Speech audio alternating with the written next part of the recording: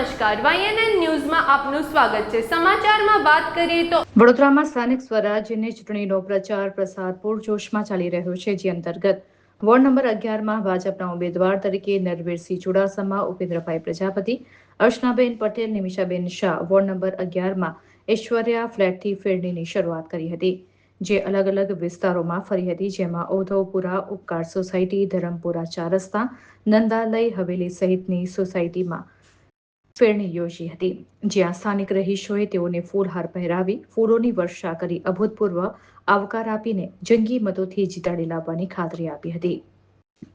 ફેરણી દરમિયાન વોર્ડ પ્રમુખ સહિતના હોદ્દેદારો, કાર્યકર્તાઓ પણ મોટી સંખ્યામાં જોડાયા હતા।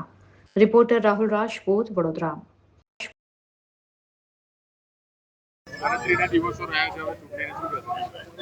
આમ તો દિવસો ખૂબ ટૂંકા છે, પરંતુ હું એટલું તો અવશ્ય કહીશ કે સમગ્ર ગુજરાતમાં અત્યારે એક જ લહેર ચાલી રહી છે અને ભગવા લહેર ચાલી રહી છે।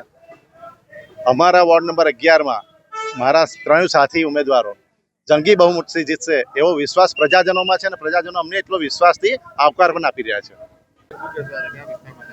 બસ આજે અમે અમારા વોર્ડ નંબર 11ના ઔધવપુરા વિસ્તારમાં સિકોતેર માતાનું મંદિર છે ત્યાંથી શરૂઆત કરી રહ્યા છે। ભગવાનના આશીર્વાદથી શરૂઆત કરી છે અને અમારા કાર્યકરોનો ઉત્સાહ અને બધા લોકોનો ઉત્સાહ, એનાથી અમારો ઉત્સાહ બમણો છે અને અમને જંગી બહુમતીથી જીતાડશે એવો અમને પૂરેપૂરો વિશ્વાસ છે। આજે વોર્ડ નંબર 11માં સુભાનપર વિસ્તાર ઔધવપુરા ગામથી અમે ફેરણીની શરૂઆત કરીએ છીએ। માતાજીના આશીર્વાદ લઈને આજની ફેરણીની શરૂઆત કરી છે।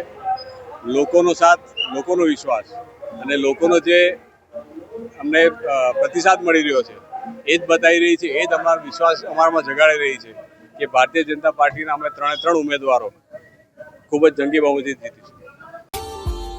Subscribe now and press the bell icon. Never miss an update.